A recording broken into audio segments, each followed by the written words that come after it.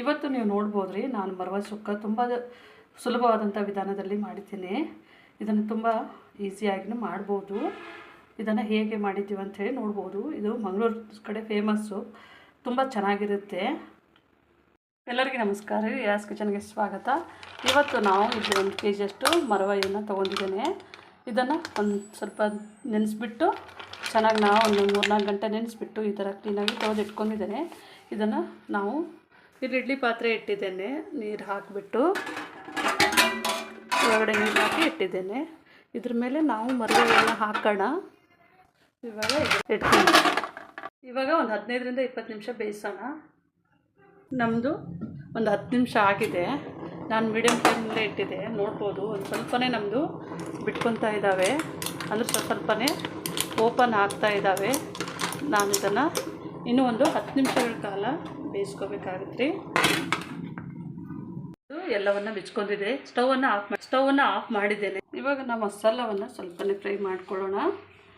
ಇವಾಗ ಇಲ್ಲಿ ಒಂದು ಗಡ್ಡೆ ಬೆಳ್ಳುಳ್ಳಿ, 1 ಚಮಚ ಜೀರಿಗೆ, ಸ್ವಲ್ಪನೇ ಮೆಂತ್ಯ, ಒಂದು 15ರಿಂದ 20, ಸ್ವಲ್ಪನೇ ಬ್ಯಾಡಗಿ ಮೆಣಸಿನ್ಕಾಯಿ, ಒಂದು 7ರಿಂದ 8, ಒಂದು 4 ಟೇಬಲ್ ಸ್ಪೂನಷ್ಟು ಧನಿಯಾ ಕಾಳು. ಇಲ್ಲಿ ನಾನು ಕಡಾಯಿಯನ್ನು ಇಟ್ಕೊಂಡಿದ್ದೇನೆ. ಇವಾಗ ಮೆಂತ್ಯ, ಜೀರಿಗೆ, ಹಾಕಿದ್ದೇನೆ. ಇವಾಗ ನೋಡ್ಬೋದು ಸ್ವಲ್ಪನೇ ನಮ್ಮದು ಕಲರ್ ಚೇಂಜ್ ಆಗಿದೆ. ಈ ಟೈಮ್ನಲ್ಲೇ ನಾನು ಬ್ಯಾಡಗಿ ಮೆಣಸಿನ್ಕಾಯಿನ ಹಾಕ್ತಾಯಿದ್ದೇನೆ. ಇದನ್ನು ಸಹ ಇದರೊಟ್ಟಿಗೆ ಫ್ರೈ ಮಾಡ್ಕೊಂಡು ಸ್ವಲ್ಪ ಸಣ್ಣ ಉರಿನಲ್ಲೇ ಇಡಬೇಕು. ಇವಾಗ ನಮ್ಮದು ಈಗ ರೆಡಿ ಆಗಿದೆ. ನಾನಿಲ್ಲಿ ಮಸಾಲವನ್ನು ತೆಗೆದಿಟ್ಕೊಂಡು ಇವಾಗ ನಾನು ಕಾಯಿ ತುರಿದಿಟ್ಕೊಂಡಿದ್ದೇನೆ. ಸ್ವಲ್ಪನೇ ಹುಣಸೆ ಹಣ್ಣನ್ನು ನೆನೆಸ್ಕೊಂಡಿದ್ದೇನೆ. ಇದನ್ನು ಸ್ವಲ್ಪನೇ ನಾವು ರಸವನ್ನು ತೆಗಿಬೇಕು. 1 kg ಲೆಕ್ಕದಲ್ಲಿ ಒಂದು ಲಿಂಬೆಹಣ್ಣಿನ ಗಾತ್ರದಷ್ಟು ಹುಣಸೆ ಹಣ್ಣು ನೆನೆಸಿ ಇಟ್ಕೊಂಡಿದ್ದೇನೆ. ಇವಾಗ ನೋಡ್ಬೋದು ನಮ್ಮ ಮರವಯ್ಯನ್ನು ಇದರೊಳಗೆ ಈ ಥರ ತೆಗೆದು ಇಟ್ಕೊಂಡಿದ್ದೇನೆ ಬಿಸಿ. ಇವಾಗ ನಾನು ಇದಕ್ಕೆ ನಾವು ಫ್ರೈ ಮಾಡಿ ಇಟ್ಕೊಂಡಿದ್ದೇವಲ್ಲ ನೋಡ್ರಿ, ಎಲ್ಲವನ್ನು ಇದಕ್ಕೇನೆ ಹಾಕ್ಕೊಳ್ಳೋಣ. ನಮ್ಮದೆಲ್ಲವನ್ನು ನಾವೆಲ್ಲ ಮಸಾಲ ಹಾಕಿದ್ಮೇಲೆ ನನ್ನ ಬಳಿ ಕಾಳು ಮೆಣಸಿನ ಪುಡಿ ಇಲ್ಲ, ಹಾಗಾಗಿ ನಾನು ಕಾಳು ಮೆಣಸಿಲ್ಲ ಪುಡಿಯನ್ನು ಹಾಕುತ್ತಾ ಇದ್ದೇನೆ. ನಾನು 1-2 ಚಮಚ ಕಾಳು ಮೆಣಸಿನ ಪುಡಿ ಹಾಕ್ಕೊಂಡಿದ್ದೆ. ಇದಕ್ಕೇನೆ ಸ್ವಲ್ಪ ಅರಿಶಿಣವನ್ನು ಹಾಕ್ಕೊಳ್ಳೋಣ. ಇವಾಗ ಇದಕ್ಕೇನೆ ನಾವು ಸ್ವಲ್ಪ ಉಪ್ಪನ್ನು ಹಾಕ್ಕೊಳ್ಳೋಣ ರುಚಿಗೆ ತಕ್ಕ. ಇವಾಗ ನಮ್ಮದು ತರಿಯಾಗಿ ಮಿಕ್ಸಿ ಮಾಡ್ಕೊಂಡಿದ್ದೇವೆ. ಇವಾಗ ನಾನು ಕಾಯಿ ತುರಿಯನ್ನು ತುರಿದಿಟ್ಕೊಂಡಿದ್ದೆ ನೋಡ್ರಿ, ಅದನ್ನು ಸಹ ಹಾಕ್ತಾಯಿದ್ದೀನಿ. ಇದು ನೈಸ್ ಮಾಡೋಂಗಿಲ್ಲ, ಸ್ವಲ್ಪನೇ ತರಿಯಾಗಿ ಇರಬೇಕು. ಇದನ್ನು ಮಾಡಿ ಈಗ ಇದು ನಾವು ತರಿಯಾಗಿ ಮಿಕ್ಸಿ ಮಾಡಿ ಇವಾಗ ಇಲ್ಲಿ ಆಯಿಲು ಬಿಸಿ ಮಾಡೋಕ್ಕೆ ಇಟ್ಕೊಂಡಿದ್ದೇನೆ. ಇದಕ್ಕೇ ನಾನು ಒಂದು ಮೀಡಿಯಮ್ ಸೈಜಿಂದ ಈರುಳ್ಳಿ ಹಾಕ್ತಾಯಿದ್ದೇನೆ. ಇವಾಗ ನಮ್ಮದು ಈರುಳ್ಳಿ ಸ್ವಲ್ಪ ಫ್ರೈ ಮಾಡ್ಕೊಳ್ಳೋಣ ನಾವು. ಇದು ಮಂಗಳೂರು ಕಡೆಗೆಲ್ಲ ತುಂಬ ಮಾಡ್ತಾರೆ, ಅದೇ ಥರನೇ ನಾನು ಇವತ್ತು ಮಾಡ್ತಾಯಿದ್ದೀನಿ. ತುಂಬ ಟೇಸ್ಟಾಗಿಯೂ ಇರುತ್ತೆ, ಆರೋಗ್ಯಕ್ಕೂ ಒಳ್ಳೆಯದು. ಇವಾಗ ಬೇಯಿಸಿದ್ದು ಆರಿದೆ. ನಮ್ಮ ಮಗ ಬಿಡಿಸ್ತಾ ಇದ್ದಾನೆ ಎಲ್ಲವನ್ನು ಈಸಿಯಾಗಿ, ನೋಡ್ಬೋದು. ಹುಣಸೆ ರಸವನ್ನು ಇಟ್ಕೊಂಡಿದ್ದೇನೆ. ಈ ಥರನೇ ಹಿಂಡ್ಬಿಟ್ಟು ಗಟ್ಟಿಯಾಗಿಯೇ ಇದನ್ನು ತೆಗೆದು ಇಟ್ಕೊತಾ ಇದ್ದೇನೆ. ಇವಾಗ ಇದಕ್ಕೇ ಹುಣಸೆ ರಸವನ್ನು ಹಾಕೋಣ. ಇವಾಗ ಇದಕ್ಕೇ ನಾವು ಸ್ವಲ್ಪನೇ ಅರಿಶಿಣವನ್ನು ಹಾಕೋತಾ ಇದ್ದೇನೆ. ಇದನ್ನು ಹಾಕಿಬಿಟ್ಟು ಚೆನ್ನಾಗಿ ಮಿಕ್ಸು ಮಾಡೋಣ. ಇವಾಗ ನಮ್ಮದು ಮರವಯ್ಯನ್ನು ತೊಳೆದು ಈ ಥರನೇ ವಾಶ್ ಮಾಡ್ಕೊತಾ ಇದ್ದೀನಿ. 1-2 ವಾಶ್ ಮಾಡಿದ್ರೆ ಸಾಕು.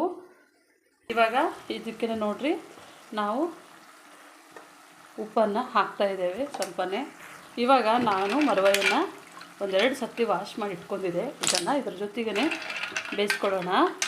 ಇವಾಗ ಇದರೊಟ್ಟಿಗೆ 1-2 ನಿಮಿಷ ಹುಳಿ ಮತ್ತು ಉಪ್ಪು ಜೊತೆಗೆ ಚೆನ್ನಾಗಿ ಇದನ್ನು ಬೇಯಿಸ್ಕೊಳ್ಳೋಣ. 1-2 ನಿಮಿಷ ಸ್ಲೋ ಫ್ಲೇಮ್ನಲ್ಲಿ ಬೇಯಿಸ್ಕೋಬೇಕು. ಇದು 2 ನಿಮಿಷ ಆಗಿದೆ.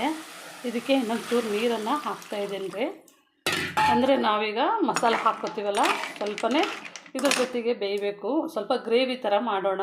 ಇವಾಗ ನಮ್ಮದು ಬೇಯ್ತಾ ಇದೆ.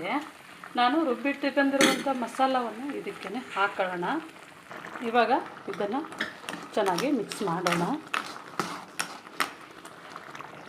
ಇವಾಗ ಇದನ್ನು ಸ್ಲೋ ಫ್ಲೇಮ್ನಲ್ಲೇ 1-2ರಿಂದ 3 ನಿಮಿಷಗಳ ಕಾಲ ಇದನ್ನು ಬೇಯಿಸ್ಕೊಳ್ಳೋಣ. ಇವಾಗ ನೋಡ್ಬೋದು ರೀ, ನಮ್ಮದು 2 ನಿಮಿಷಗಳ ಕಾಲ ಇದನ್ನು ಮುಚ್ಚಳವನ್ನು ಮುಚ್ಚಿಬಿಟ್ಟು ಬೇಯಿಸೋಣ. ಇವಾಗ ನಮ್ಮದು 2 ನಿಮಿಷ ಆಗಿದೆ. ನೋಡ್ಬೋದು ಕಲರ್ ತುಂಬ ಚೆನ್ನಾಗಿ ಬಂದಿದೆ. ನಾನೀಗ ಸ್ಟವ್ ಆಫ್ ಮಾಡ್ತಾಯಿದ್ದೇನೆ. ಇವಾಗ ನೋಡ್ಬೋದು ರೀ, ನಾನು ಕೊನೆಯದಾಗಿ ಕೊತ್ತಂಬರಿ ಸೊಪ್ಪನ್ನು ಹಾಕಿದ್ದೇನೆ. ಇದರ ಒಟ್ಟಿಗೆ ಚೆನ್ನಾಗಿ ಮಿಕ್ಸ್ ಮಾಡೋಣ. ಇವಾಗ ನೋಡ್ಬೋದು ನಮ್ಮದು ಮರವೇ ಸುಕ್ಕ ರೆಡಿಯಾಗಿದೆ. ತುಂಬ ಟೇಸ್ಟಾಗಿಯೂ ಇರುತ್ತೆ, ತುಂಬ ಚೆನ್ನಾಗಿಯೂ ಇರುತ್ತೆ. ನೀವು ಮನೆಯಲ್ಲಿ ಒಂದು ಸತಿ ಮಾಡ್ಕೊಳ್ಳಿ. ರೊಟ್ಟಿ ಚಪಾತಿಗೆ ಅನ್ನಕ್ಕೆ ಸೈಡ್ ಡಿಶ್ಶೂ ಚೆನ್ನಾಗಿರುತ್ತೆ. ನಮ್ಮ ಚಾನಲ್ ಸಬ್ಸ್ಕ್ರೈಬ್ ಮಾಡಿ, ಲೈಕ್ ಮಾಡಿ, ಶೇರ್ ಮಾಡಿ. ನಮ್ಮ ವಿಡಿಯೋ ನೋಡಿದ್ದಕ್ಕಾಗಿ ಧನ್ಯವಾದಗಳು.